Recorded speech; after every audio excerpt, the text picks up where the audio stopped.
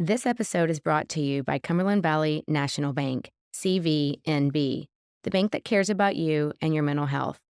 With their secure online and mobile banking services, you can easily manage your money no matter where you are.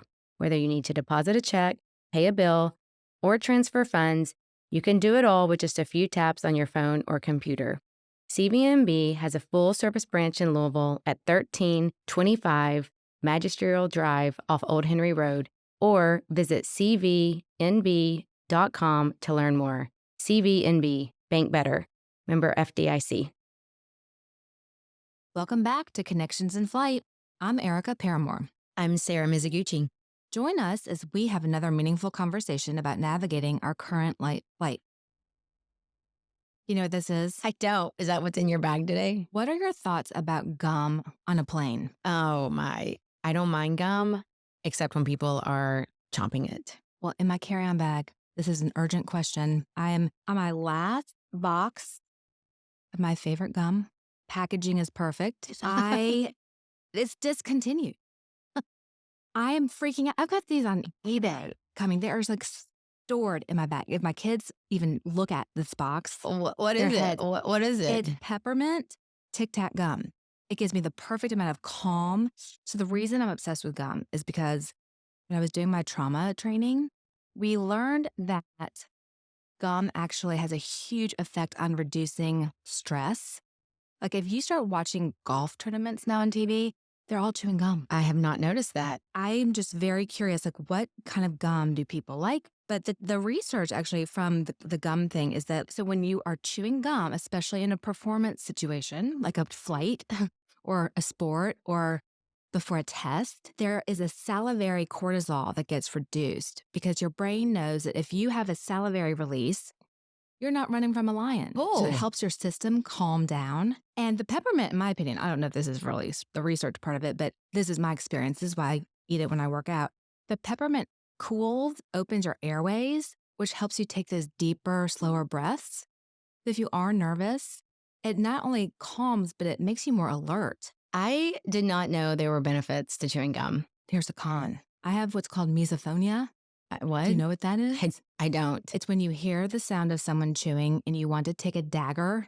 Oh, I have that too, actually. Okay. Well, that's why we're friends on that. Oh, I do have that. The fury. I mean, it's not just like annoying. There's like an inner fury when you hear like chewing noises. Mm-hmm. So if I'm on a plane next to someone with gum, Right. I got to chew extra. When I get on a plane, I have my headphones on. I don't hear much of anything. Well, I really want to get to the bottom of the misophonia thing because I would love to get rid of that. But gum does help my body calm down when I have those like fury situations inside. This is all perspective on gum, right? It It's is like perspective. good or bad. Honey. Are you like drumming hints to the word of the day? I think I just dropped it. I think you did too. So what is the word of the day? We have the wonderful pleasure of talking to a guest today, and her word, which we don't know how she's going to use it, but her word of the day is perspective. Perspective. Sarah, who are we talking to today? Yes. Our special guest today is Dr. Beth Riley. She is an overall badass. She is currently the Deputy Director of Health Affairs for the University of Louisville Health and is a professor of medicine at the University of Louisville School of Medicine. She runs research trials. She's very involved in particularly helping young premenopausal women with breast cancer, fertility concerns when you're diagnosed with breast cancer at a young age and, wondering what to do. She's also super involved in understanding metastatic breast cancer and the treatment of that. She's won multiple awards. She has been awarded the Cure Champion by the American Cancer Society, one of the most admired women in healthcare in 2020 by Today's Woman. Mm-hmm. And she's also a very warm person. When I ask her for some other attributes, apart from, the medical stuff, she said she loves sunsets, slow bourbons, and anything grainy chic. Needle pointing, dinner parties, love it, gardening, and antiques. All right, let's get to it. Thank you to BetterHelp for sponsoring this episode. BetterHelp is the world's largest therapy service, and it's 100% online. With BetterHelp, you can tap into a network of over 30,000 licensed and experienced therapists who can help you with a wide range of issues. To get started, you just have to answer a few questions about your needs and preferences in therapy. That way, BetterHelp can match you with the right therapist from their network. Then you can talk to your therapist however you feel comfortable, whether it's via text, chat, phone, or video call. You can message your therapist at any time and schedule live sessions when it's convenient for you. If your therapist isn't the right fit for any reason, you can switch to a new therapist at no additional charge. With BetterHelp, you get the same professionalism and quality you expect from an in-office therapy, but with a therapist who's custom picked for you, more scheduling flexibility, and at a more affordable price. Get 10% off your first month at betterhelp.com/connectionsinflight. That's better, capital BETTERHELP.com/connectionsinflight. Well, welcome, Beth. We're super excited to talk to you today. Thanks. Excited to be here. So we'll just start like we always start. So just tell us about how and where you grew up. Grew up with great parents and two great siblings, and they were on a working farm, even though my dad was a doctor, which sort of framed my decision to go into medicine, but also had a lot of day-to-day stuff about gardening and a lot of what I like to do today. So I would say it was an excellent childhood. That's nice. You don't Not always many get to people hear can that. say That's that. exactly what I was Yeah. going to say. I mean, that's right off the bat. Like, damn, let's do something a little bit different today. So, what brought you to perspective? I think whenever I've had to change direction in my life or look at the direction that I was heading, I would think back to what I see day to day in my work. And a lot of that has given me perspective as to how to prioritize things in life. And that has made really difficult times in my life easier because I could sit down, focus on, okay, what are the top 3 things that need to happen as a result of this, and put the energy in that. And I think that is sort of like, don't sweat the small stuff sometimes. I don't want to discount, when people have a bad day, if they have a bad day because it was something small, that's still a bad day. But looking at, overall, what can you do faced with this problem, whatever it is, and prioritize and move forward. So let's just get right to the crux of this, though, because you tell people they're dying, and you tell people they have cancer, and you tell people they have X amount of time to live. So when you say your job, I mean, do you think you're talking mainly about when you have to tell people they're dying? Well, even when you tell people they're dying, there's different timelines for that. There's different ways in which that would happen. And so sometimes what I focus on when someone is clearly end of life is the how rather than the fact that it's happening, right? You can't change the fact that it's happening, but you can be in control of the how. When you say the how, like the how you recover, the how you got it, like what is the how? Well, it depends on the situation. Like I treat women with breast cancer, and when it comes clear that the treatment is no longer going to be effective and we need to stop treatment, we focus on, well, how do we control the death process? How do we control as much as we can control, right? How do we control how your family interacts with that? How do we control, how you feel? How do we do the best that we can to sort of look at those things and focus on that? Because we can't change ultimately what's going to happen, but we can have input into how you get to that place. Wow. Do you give them perspectives or do you allow that process to be all theirs? Well, I don't have perspective on the dying process as a person, right? Okay. Or I've been lucky that the closest person in my family to pass away was a grandparent, which makes sense, right? It makes sense as a grandchild that you lose somebody who is the matriarch of the family, right?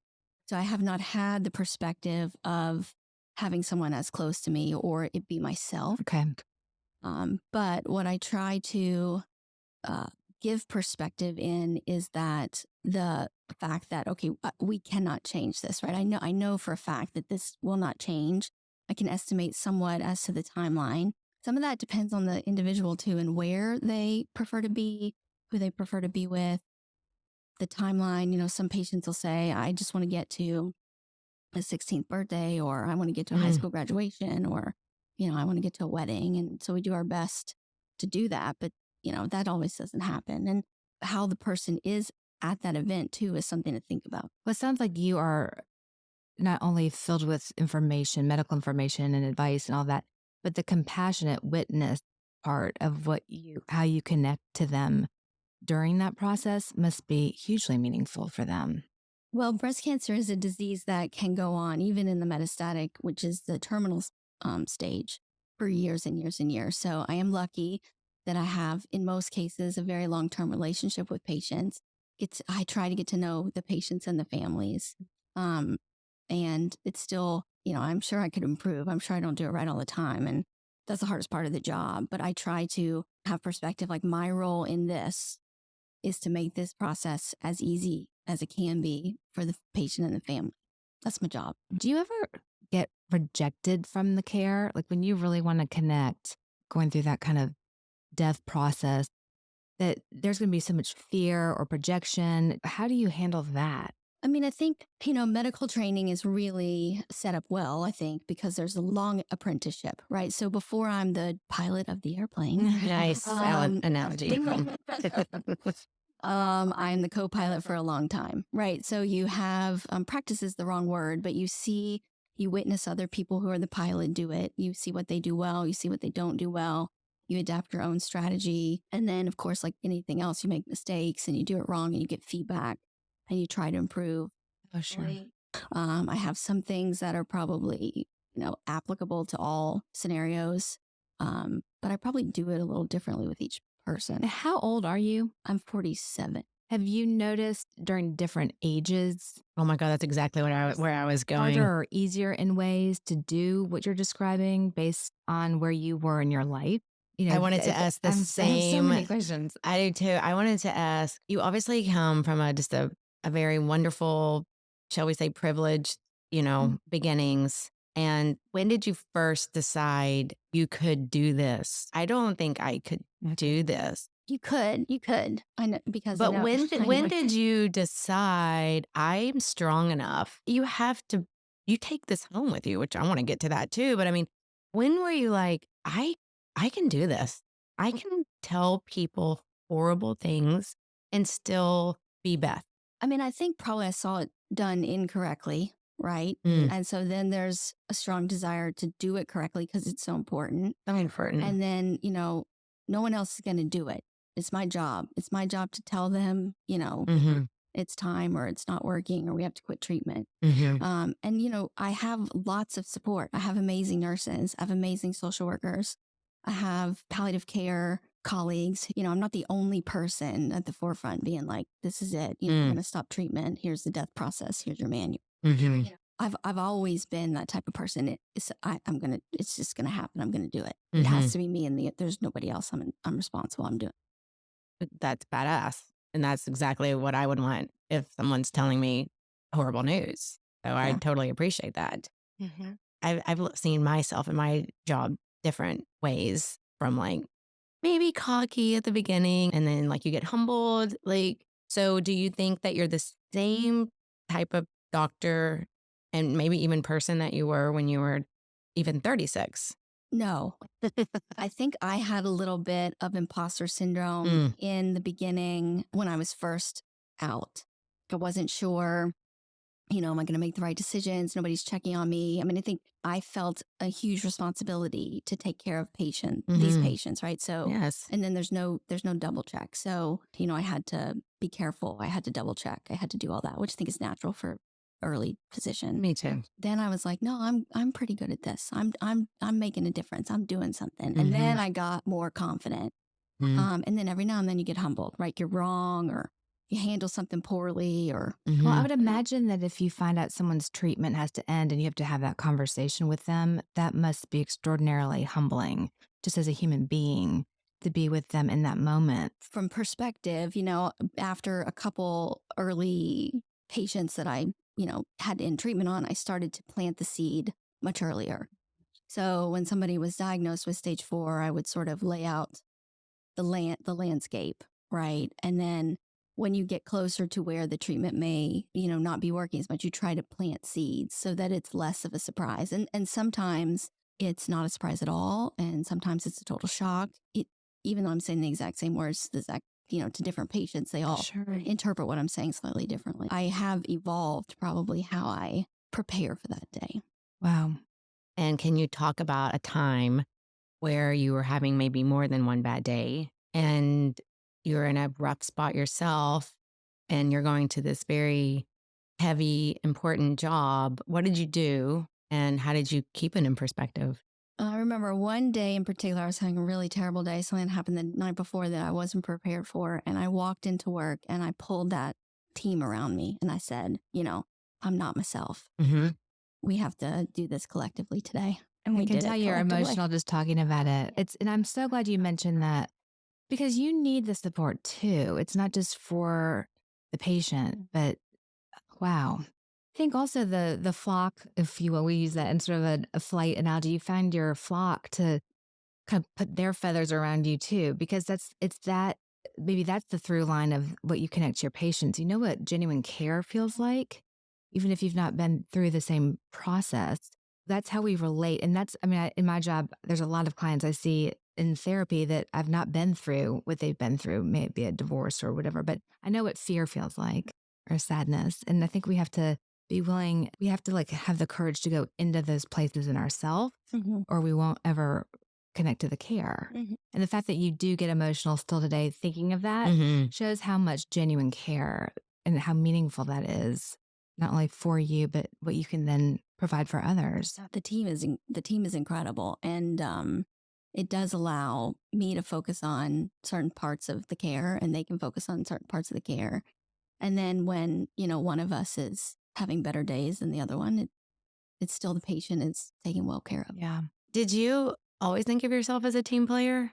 Or do you think that's some role that you've evolved into? Because you're such a Of course, I would like independent. to say I'm a team player. Because I I don't. hated school team projects. I was gonna say. I mean, this is all so beautiful, but like, I don't think of you as like a No, I like like you're to be in charge. you are such a boss. The Yeah. three of us are very much like that. I like to be in charge. Maybe I'm recognizing something in myself, but like you're such a boss. But again, back to the team. Being in this team for however long we've been together, Mm-hmm. you see that if you do allow the team to work together, you, as the leader, if you will, of that team, has the ability to go even higher. Well, and there's something about the collective nature of that too, that as a strong leader, using the word we Right. more than I, like it has a different, it doesn't take away from your effectiveness or your drive, but Right. it improves it. I mean, there are things that they do much better than I do. And so it makes the care Mm-hmm. collectively better, which at different times in a patient's treatment course, there's different things needed and it's not always the doctor. But at the end of it, you are the final decision maker in terms of the treatment, right? How do you deal when you have a patient you can't connect with or just don't have a rapport with? How do you handle that situation? I can think of patients whom we, didn't connect. And Mhm. I do think in oncology, at least, that's almost the most important thing. Right. And this is only human. Like, I mean, it doesn't matter what you do. There's some people that you just don't jive with. I try very hard. I mean, I think my high school, I had a very diverse exposure to different types of people in high school, and being from a small town allows, different socioeconomic groups to commingle and be friends and make good relationships when fundamentally there may not be similarities in what's going on at home. And so I think honestly that did very well for me to be able to connect with people at the cancer center that I don't really have anything in common with. My treatment philosophy is really centered around education. I feel it's most important that the patient understands exactly why I'm making the recommendation that I am, and that they understand the importance of what I'm saying, and that is received differently from different patients, as you can imagine. Mm-hmm. But that is an opportunity really to get to know the person on the first day, and the types of questions they ask, you get sort of an insight into sort of where they're prioritizing things and what their perspective may be about this. And so that's helpful. But it's not always possible. Right. And so in those cases, I just try to be very straightforward. Like I've never been accused of beating around the bush with patients. In fact, I've been accused of being too straightforward. Mm-hmm. But I try to be very straightforward, very honest, because if I'm not connecting personally, there has to be a trust that I know what I'm talking about. Yeah, I like that. If I can give them trust that I know what I'm doing, then it's easier, even if we don't have interpersonal rapport. That's great. You're giving them permission almost to let go of some of the control. They may not like what they're hearing, but the fact that you know what you're doing, it's not on them to figure this out. It's beautiful because there's already so much out of their control anyway. Oh, right. There's an immediate intimacy between patient and doctor in oncology because the stakes are so high. Is that more emotional intimacy? Like, how do you recognize that when that happens? Ooh, I love that. I think it's different. Like, young women, right? So women under the age of 45, and so their questions are always more difficult because it's around fertility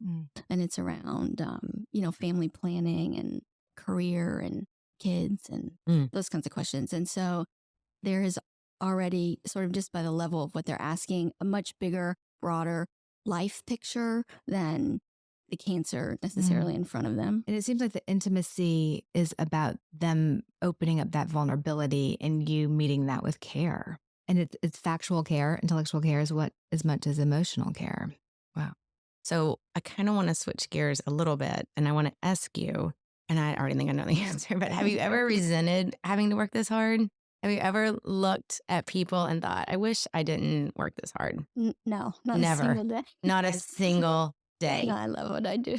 I love that. I love that. And I want I want women and young girls to hear that. Yeah. Like when Yeah. you say work hard, you're not just saying how many hours you're at work. Like it's all the emotional exhaustion. And when you say, I love what I do, what comes back to you personally? Ooh, I love that question. When patients' spouses come back after the patient has passed away, inevitably comes, I got a letter, like, for example, I took care of this 90-year-old woman, and her husband, he came every time, and they were such a cute couple. They would drive all the way from Western Kentucky every, Beth. 2 weeks or whatever, and we would take good care of her, and everybody in the office loved her. And so he writes me this letter 18 months after the patient has passed away about how they met on Halloween. And that was their first date.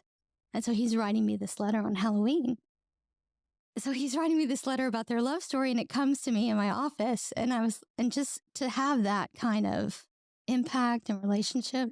It's interesting. It reminds me so much. I had a client years ago who was a hospice nurse, and she would come into my office as she was a client and talk to me about her things at her day. And some of it was so overwhelming for me to hear all the details, and because it makes you like really question your own mortality and health. And Right. And I said, how sort of similar kind of question, like what comes back to you in this job? And she said, Erica, I feel like I'm an OBGYN. Like, I'm like, how they are like bringing people life into the world. I am like with them as they're slipping out. And even if you're not there in that moment of transition, you are in the moment or the process of transition. And to be felt by the family members that deeply, you're a part of that connection. That I can't think of anything more meaningful. I would hope so. I don't really know, but I would hope so. I am grateful, right? And I try to remind myself how grateful I really am for everything, right? For my childhood, for my education, for my friends and family, for my kids, for my relationships. I just try to really take time and be grateful because, nothing is guaranteed. How do you think you practice gratitude? So I show love through action more so than anything else. So I try to focus on family and making sure they're okay. And right now, that's really pretty much the kids, right? And then the parents, because that's also, potentially parents are aging, and that's a whole other issue, right? So I just try to remember, and I think about my own. I try to call my parents a lot, right, to check in, because I'm now dealing with teenagers who stay in the room and don't talk to me too much, and I'm just fast forwarding to when they're out of the house and not going to call me, and then I think, shoot, I'm going to call my mom. I know you're raising a daughter and 2 sons. How do you talk to your kids about how hard you work, and would you want your kids to work as hard as you? And I guess the whole principle of meritocracy in terms of they might work hard and things don't always turn out. How do you talk to them about the expectations of hard work? We don't have fireside chats and stuff like that, but I try to teach by example. I try to explain to them, what it took to get there, but I'm happy. And because there'll be comments like, I don't think I want to go to med school because that's a very long time. And, then I'll say, yes, it is. But, I'm so fulfilled and I've been in the same job since I graduated and that's unusual. And, so I try to leave the door open for them to ask questions. But also I have learned in raising children, I read a quote, it was actually a teacher put it on the quote of their board or something. It was like, your job is not to pick their path. Your job is to teach them how to fly. Right. And so right, I had to like give that Oh my up. God, Right. so As they got a little older, and they are all slightly different than I thought they would be, but not in a bad way. Like they're all in a good way, their own person. Right. So I just try to show them through example of, I believe that hard work pays off. Right. And yes, the best person may not always be the person to get the job. That's just life, right? You get back up, you try for the next shot. That was my upbringing, right? So, but yeah, there's not a lot of talking. There's not a lot of sit down and how are you feeling? What are you doing? What are you thinking? Do you have the luxury of high achieving kids naturally, or is it a luxury? Well, they are all high achieving, which are they as high achieving as they could be? Who knows? I try not to police it. Like I have one who is very identifies as an academic, right? So that child will put more pressure on himself in that way. But I, since recognizing that pressure, tried to step back, right? And so I don't even look at their grades until the report cards come out, because we're at a school where you can see their grade continuously. I don't look at their grades. I don't check their homework. I help them if they ask me for help. Because that is a good point. That's why I said, or is it a luxury to have a high achiever? Because if they're putting really strong pressure on themselves and whatever they're doing, because you are role modeling so beautiful, like what hard work looks like, it can become too much, right? There's a whole perfectionism drum. So kind of reading where they are with their own connection to themselves, to achievement or hard work. Right. I was like, you're doing a brilliant job of navigating that. Well, I hope so. We'll see. Fast forward in 15 years. Well, none of us know, right? Oh my God, I have absolutely no idea. That's why I've been asking these questions. None of my kids want to be a doctor. They're like, there's no way we're working this hard for this. Well, Which I hate that. For this, but it doesn't mean that they wouldn't work that hard for something else. Exactly. Right. So what do they value? That's what you're learning. Do they value caring enough about something that it's worth the work? Well, and I'm thinking back to something you've said before about having the internal drive for the passion of something, and not just the stress that we put on ourselves or our kids. It's not fear-based. Right. Because I mean, I was a straight A student. I'm letting it go, but I was a perfectionist. Like I had to get straight A's, even if I didn't really learn anything. I just had to get an A on the test, which I think it's not a regret, but I wish I hadn't been like that. Well, and Beth, you've said a couple times today that it's when you fall or you don't get the job, or it's those moments where that growth happens that makes you even better at what you do tomorrow. And so I think valuing that too, it's not just about always getting the A. It's when something, you didn't perform the way you did, or you made a mistake. It's taking that as a part of you to go forward. Right. It's also important to role model. Right. You have to learn how to fail. Right. Like, how do you keep motivated to do all this? Every day in my job is different. So nothing is ever boring at work. The same is true for raising kids, right? Nothing is ever the same. Like something's going to come out of left field. Right. And so maybe I just haven't taken stock to say, I just put my head down and like move forward. Maybe ask me when they're all out of the house. I think if you did not have the right perspective, you could burn out.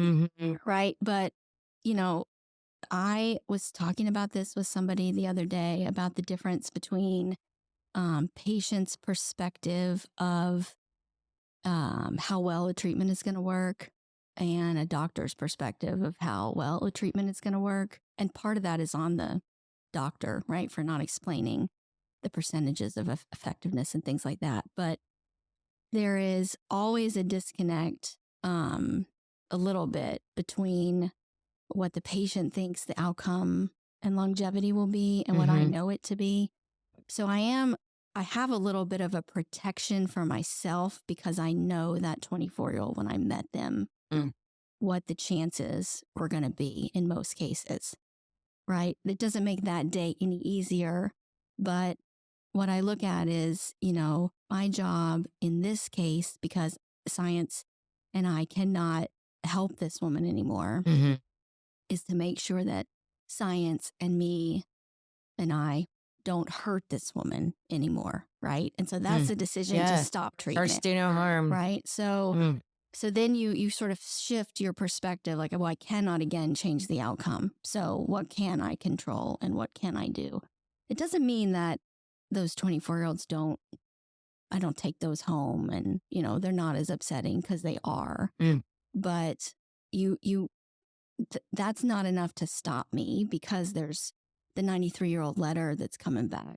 And there's people that are cured, right? I mean, not every plus right, are cured, right? And But almost going in who's not going to be, right? It's still very well delineated. Do you see a difference at all, regardless of age, in the effect that gratitude has in healing or recovery? Like if you see numbers a certain way, you're like, this is not going to go well.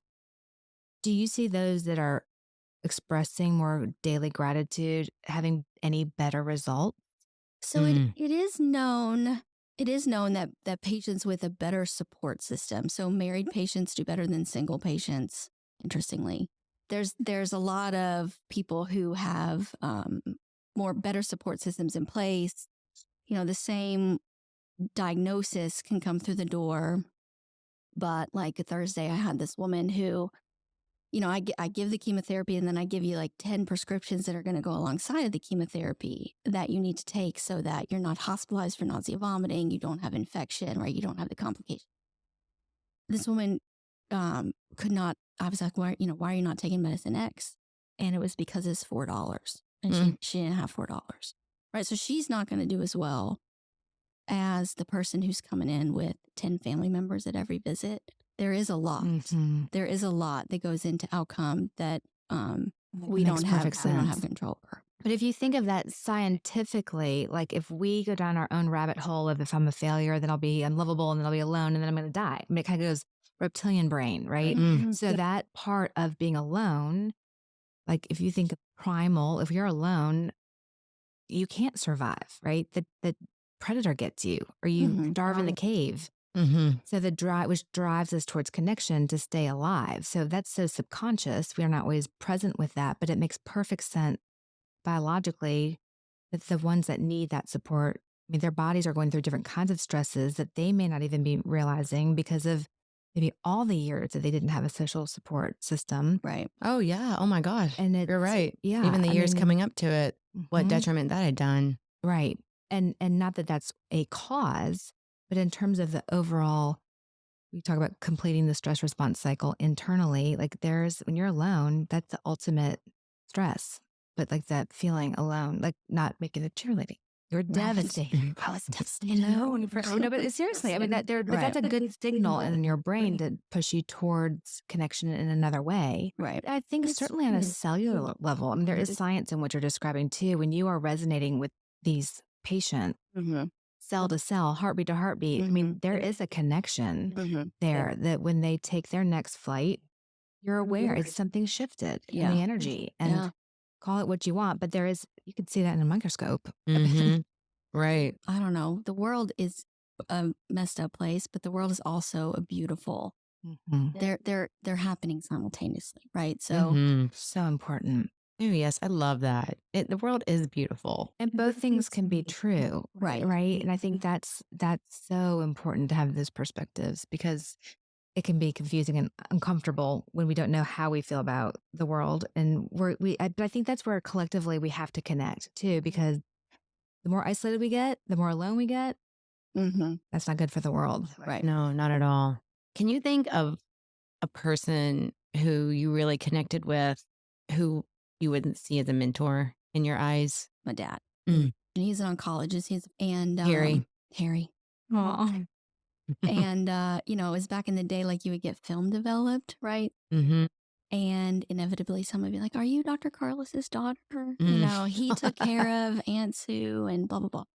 And then there was always a pie delivered at Christmas, and Dad, there would be trading of therapy and for cows. He did something to that community that I wanted to do. Wow. And so it wasn't even the science, right? It wasn't even like I'm so into science. I mean, even though I am, but Right. it was that. It was that I want to put that energy out into the world. And what he did mattered.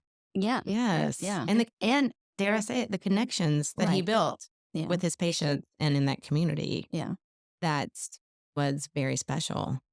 I mean, that's pretty priceless. Growing up, your mom didn't work. Well, she worked up until the day. She will tell you that she worked up until the day that her water broke with me. And then she retired, Sarah. Are you the oldest? I am the oldest. I know. I'm getting like the whole dynamic of the fam. Yes, Yeah, for sure. She worked up until the day. Then she stayed till 5 o'clock. I mean, she got the job done. I have to say that the same thing happened to me. I have the file of the client I was seeing sitting in the chair, going through contractions in denial. Like, I mean, I can, there's sort of this like, I worked with my water broke too. it's safer at work than to go see what's happening next. You know,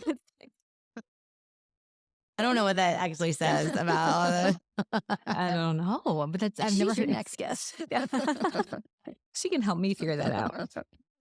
Did your mom give you perspective as in motherhood or Oh, what, yeah. like, I think the way I interact with the kids is largely based on her. And one thing that's been very important to me is to create this feeling of home. The house I bought is to create this feeling of home. And Right? you have. The It's- Christmas mhm. traditions are to create this feeling of home that the kids can always hopefully feel that they want to come back to. And that is a direct result of my mom. Oh, I love Mhm. that. That's a real wonderful yeah. thing to share about your mom. I love that. Well, you sound like a real mix of both of their values Yeah. and the meaning making for you that they both helped, whether they knew it or not. Right. Right. I mentioned in your bio about all the granny chic things Yeah. that you love to do. Would you say that those activities are your form of self-care? What were they? So gardening, Needlepoint? needlepoint, Mhm. yeah, and then collecting antique and particularly like Kentucky antiques, and that is part of the creation of the home. And it's also doing something completely not, related to my job, like trying Mhm. new things to grow. Yeah, it's as creative as I'm gonna get. But that's pretty impressive. Yeah. And it's using your senses, Mhm. even the antique shopping. Mhm. That- Well, I mean, that was an evolution, right? Like I think before I would go out with friends or, did my share of the designer bag shopping, right? But I did gardening before though. So, but it's on another scale when I created this forever home, right? In my mind, it allowed everything that I did to be very much bigger. Like I could invest more money in these hobbies because I was not leaving this place, right? But I think that's a good reminder for all of us who keep seeing, who has a new shiny whatever, and to really ask yourself, like, how does that thing connect to my sense of well-being? Like my relation to the space, the smell, the feel, I mean, Oh, it's I'm just so obsessed real. with this. I just like it just goes on. It gets better. Like your garden, your home, you're really investing in things that matter. What are you trying to feel after self-care, Erica? Like, what is it? Like, how do you know you've done self-care? Like you feel. I would describe it as like a term, a sense of feeling regulated. So like if you sink into your skin and can just be, and you feel that kind of sense of warmth or just steadiness, it's like that real, when I said well-being, it's like, I'm okay. Right. Mhm. And sometimes it's not a cognitive thing. It's just a sense of like, I'm here. You don't feel threat. You don't feel, I mean, it's not that there aren't, but that you feel connected to something. I need a new self-care activity. I'm in a drought of self-care activity. A lot of it's also intention. If it's like, I've got to knit this sweater or needlepoint this pillow before Christmas or I'm a failure, like that's not self-care. But if you notice different kinds of yarns, or I love this cashmere yarn or this wool yarn, and I can picture what this might feel like as an Afghan, and that's a different kind of message. So a lot of it's how you connect to it. I'm in such a good place with myself. To have self-care, you have to feel safe 1st, right? So if you don't feel safe, you can't have self-care, right? You have to feel some stability. And so those things come later. Those things don't happen when you're 20 and 30, I don't think. But you can also reflect back. I'm curious, like when you were a child, how did you play? Like what things did you enjoy doing? Were you outside? Were you making doll clothes, or were you, because I think that there is something, you may not have been needle pointing pillows then, but can you remember as a child interest creatively in hobbies or play? Oh my God. Is this psychotherapy? Oh I my mean, God. Obsessed. What did you do? What did I you would do? clean out my closet. You'd organize. So maybe like it's a tactile thing. If you had timed yourself as a kid, that's what was fun for you. That was your sense of play. No Right. internet. There was none of that. So I would just stay up and do my homework in my room, but that would only take so long. And then, so then I would like sometimes recopy my notes in colored ink and have it all, be a beautiful presentation of my Well, knowledge. that's creative. And then I would make mixtapes. Oh, Oh, mixtape. classic. Oh God. I wish. Did you keep your mixtapes? Oh yeah, my son Oh, has I them. wish I would What a have. fun party that would be. Yeah. Oh, I Yeah. wish I had my mixtapes. Oh my God. What a great memory that But is. you also liked organizing, right? You Yeah. take like chaos and make it organized. Or I mean, Right. but you like the visual presentation, or it's like Yes. going back to five senses, right? Mhm. With Right. the music and the colors and there's something very healing about that. hmm You're so creative, Sarah. I mean, I feel like your fashion and your furniture and your Right. home. I mean, you do a lot of that, and maybe you don't realize it's self-care, but Yeah, like self-expression can be self-care. Well, this has been a real treat. Thank you for sharing all your professional insights. and your vulnerability to talk about Mhm. things that are very raw. I mean, Mhm. you really showed up with that real emotion, and I appreciate it because I know it's nerve-wracking. I'm like that Yeah. too, like being behind a microphone, but it's so real.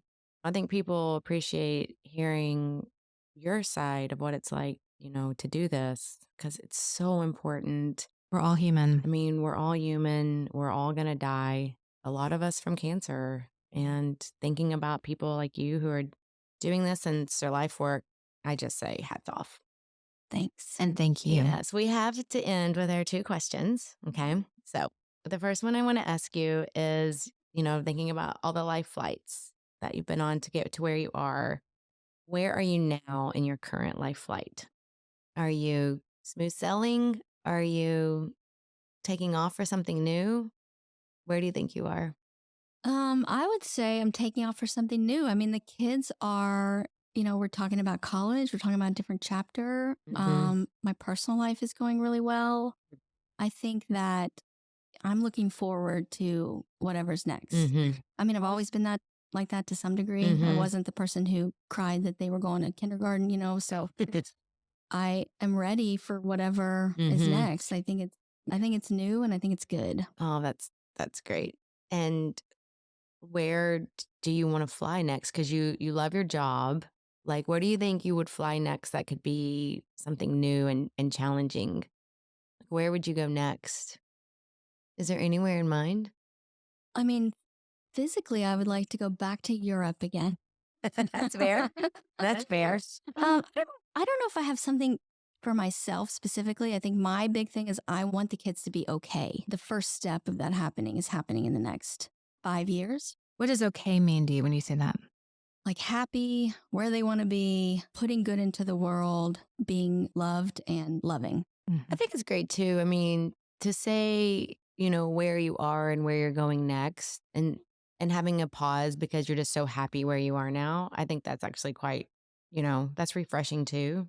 Just to be like, oh, you know what? I'm here for a while. You're laying over and you're somewhere really awesome. It's so calm. Not because you're scared to go anywhere. It's just because you can connect to where you are now. That's great. Thanks for being on our podcast. Thank you.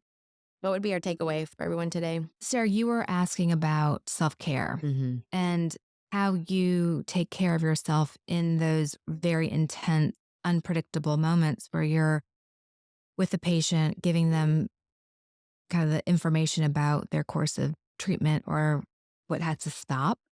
And that you really try to connect to them with acceptance that if this is where we are right now, just notice what your personal experience is in that, and then look at what my choice is and what I do next. So, what that patient has to choose, if they have to accept this is the news, they have some element of choice in who they turn to or what they decide to do or how they think about it, as do you. Do I go home and garden Do I needlepoint? Do I go out with friends? I mean, it's a lot to take home, but it sounds like you naturally have incorporated different ways of self-care, creating a home, being there with your kids. And Sarah, I think your question of like, there's so many choices of self-care. It's everywhere. It's this like, you know, catchphrase, but what is it? And I What is think it? it's about really what Beth was just saying. If we notice the acceptance of where we are right now and whatever it is, and what are we needing right now that would feel like care? Maybe it's conscious or maybe it's just our go-to, like cooking or taking a bath but just I think being a little intentional about what you're noticing the care feels like. Because what you need on Friday may not be what you need on Sunday. And that's I love how you can make that so, like, not judgmental. Like, what you need on Friday is not what I need on Monday. well, and that's also it's not just judgment, it's more like it can be confusing. Like, well, that worked last week. Like right now, I'm It so doesn't mad always that look I the can't figure same. out this needlepoint. Right. Like, It doesn't always so look the and it same. doesn't look the same. It doesn't always feel like care. And we have to kind of keep our perspectives open to what new self-care might be.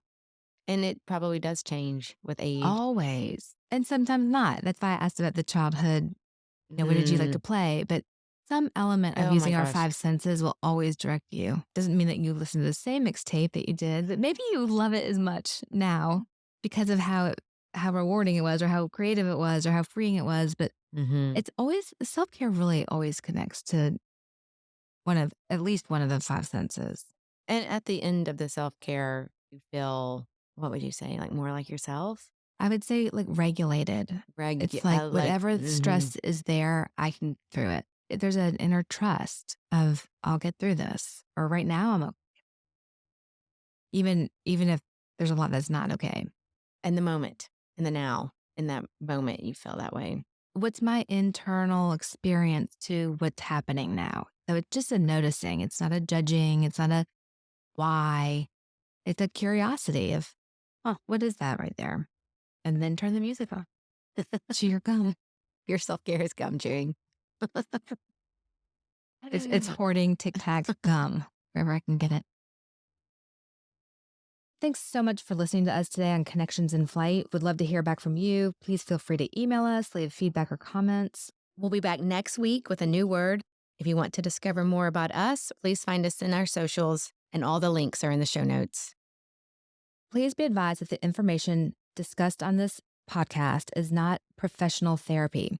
If you are triggered or activated, please don't be afraid to seek professional help. Ample. Hee hee. Is this thing on? Yeah, that's on. Don't touch that.